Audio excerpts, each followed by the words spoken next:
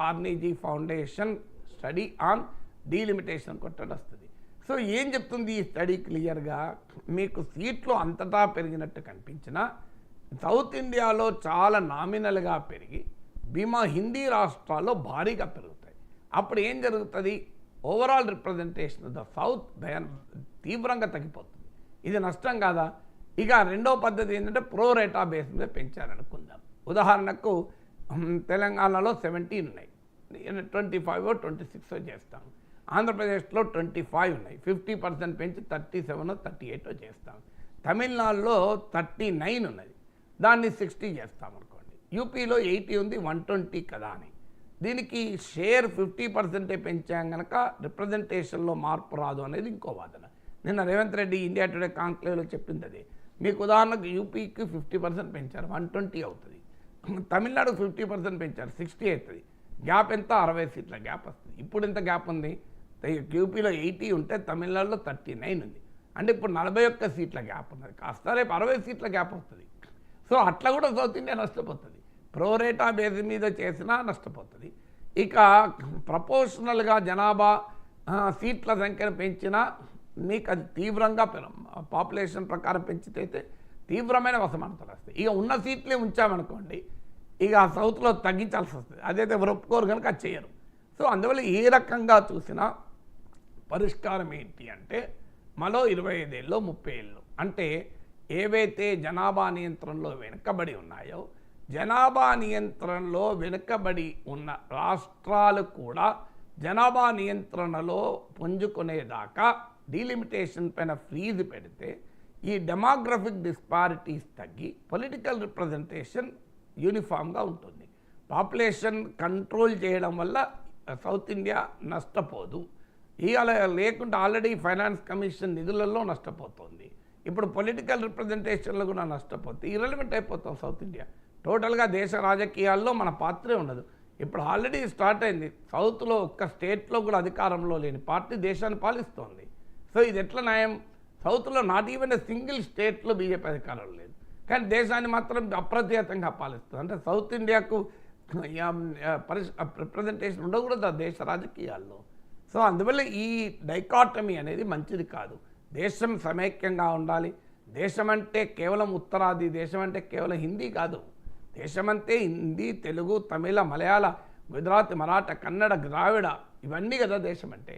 దేశం అంటే 1 state 1 language, 1 state 1 reason కాదు కదా ఇది. అందువల్ల సౌత్ ఇండియా రైజ్ చేస్తుంది ఈ అంశం. అన్ఫార్చునేట్లీ పొలిటికల్ లీడర్స్ రాజకీయపరమైన ఈక్వేషన్ల ఆధారంగా దీన్ని రియాక్ట్ అవుతున్నారు.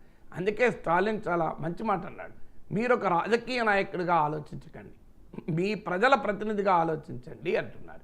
మీ ప్రజలకు అన్యాయం జరుగుతుందా లేదా? ఇవాళ చంద్రబాబు నాయుడుకి అప్పీల్ ఏంటంటే, చాలా సీనియర్ రాజకీయ నాయకుడు, మీరు తెలుగుదేశం పార్టీ నాయకుడిగా ఎన్డీఏలో భాగస్వామిగా మీరు ఆలోచించకండి, ఆంధ్రప్రదేశ్ ప్రజలుగా ఆలోచించండి.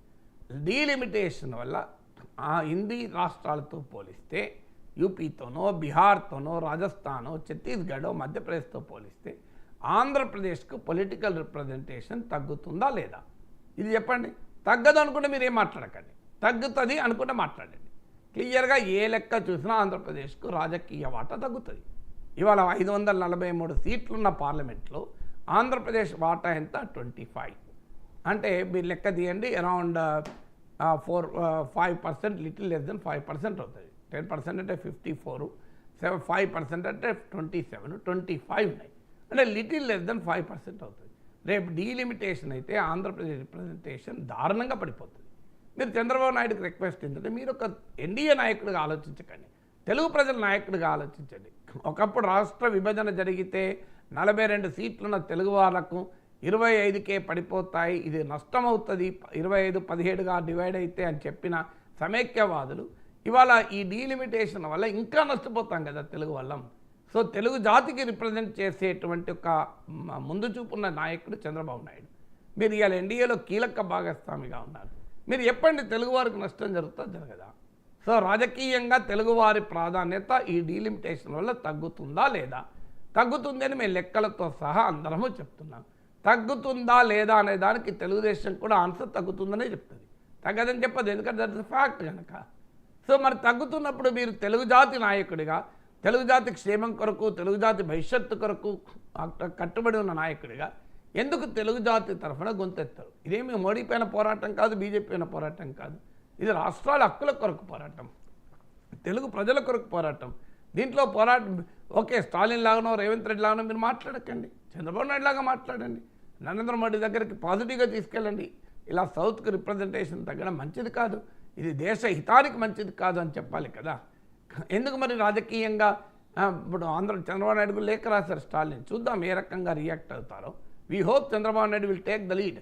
ఎందుకంటే ఈ అందరు లీడర్లలో ఇప్పుడు 7 రాష్ట్రాలకు స్టాలిన్ లేఖ రాశారు, వీళ్ళందరికన్నా కూడా చంద్రబాబు నాయుడు టవరింగ్ లీడర్.